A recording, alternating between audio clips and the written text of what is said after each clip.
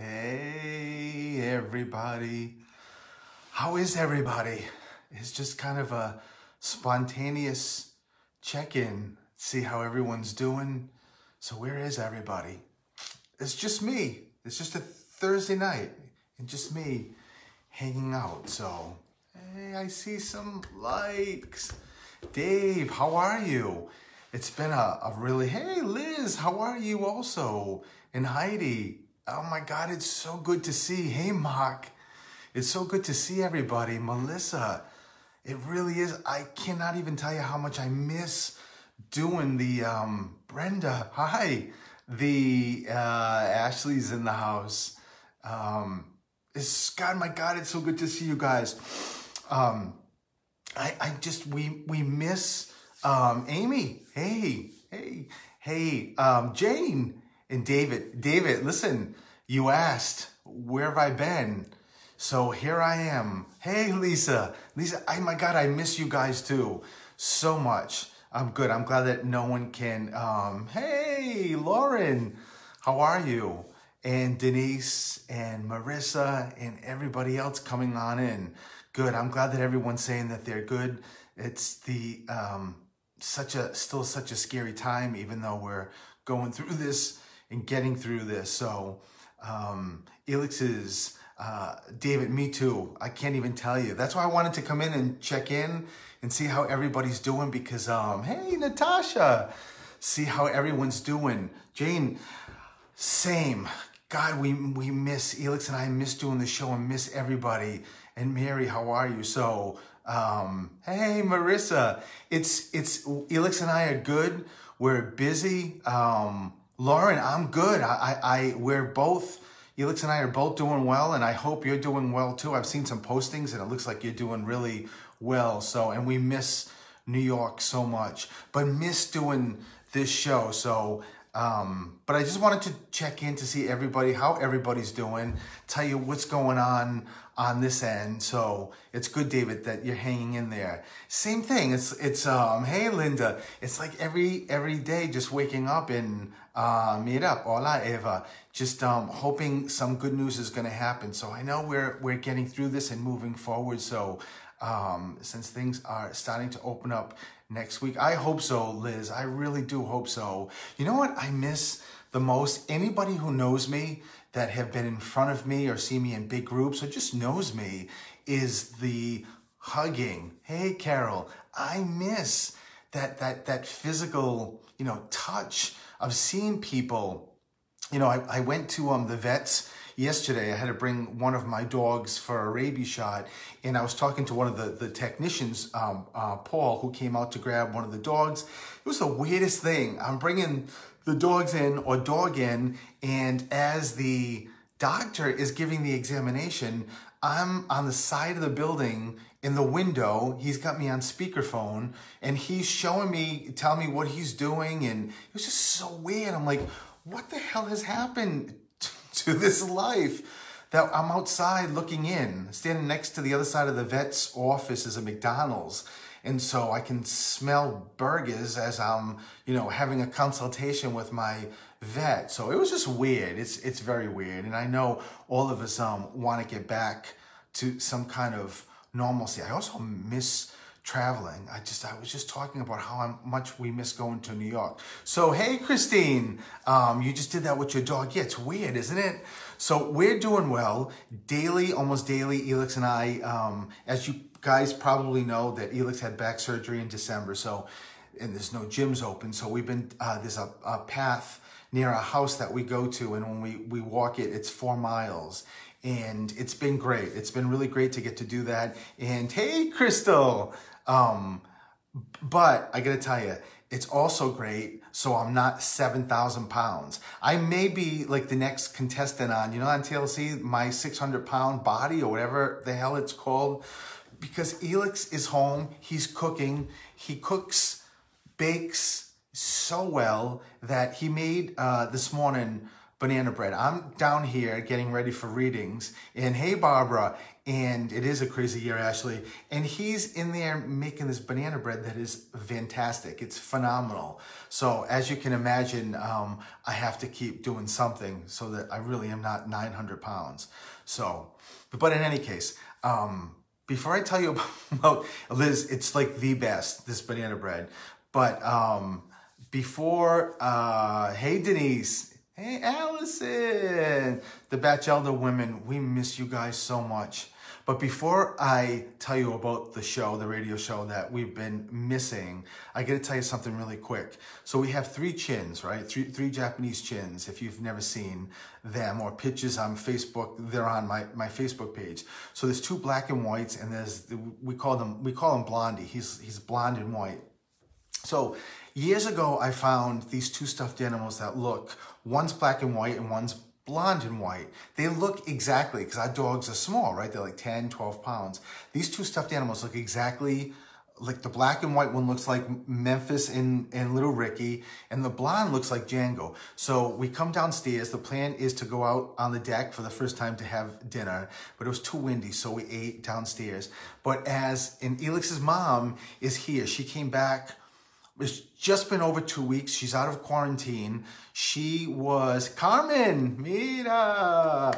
She went to Atlanta to spend some time with her grandniece, Elix's niece, and it was the week before everything happened and shut down. So she was pretty much stuck in Atlanta. So finally, Elix's niece works for Delta, so they got a plane here that was not many people on the plane, thank God. So then when she got here, it was kind of stinks, but we had for her safety, our safety, we had to put her in quarantine. But she had 5-star quarantine. Let me just tell you that Elix catered to her. He always does anyway, but brought food and just, you know, because she has her own bathroom, she has her own bedroom to keep her safe. So she's out of quarantine.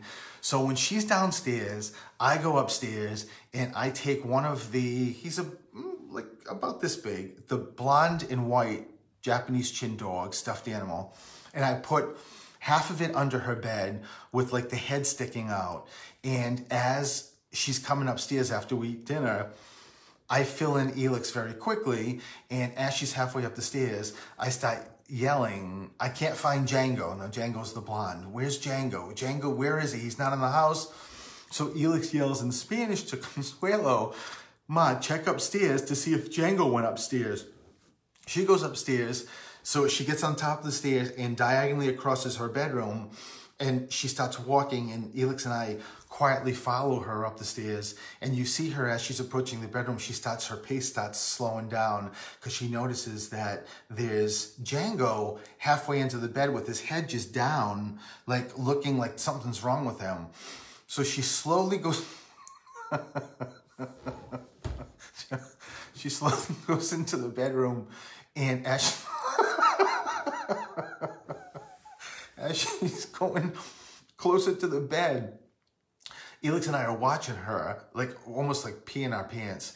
And she is like sort of looking like getting nervous, like that's Django, but why isn't he moving? And he looks a little weird. And she goes down, she sort of bends down and she picks up like the side. Liz, I'm not even done yet, and that's mean.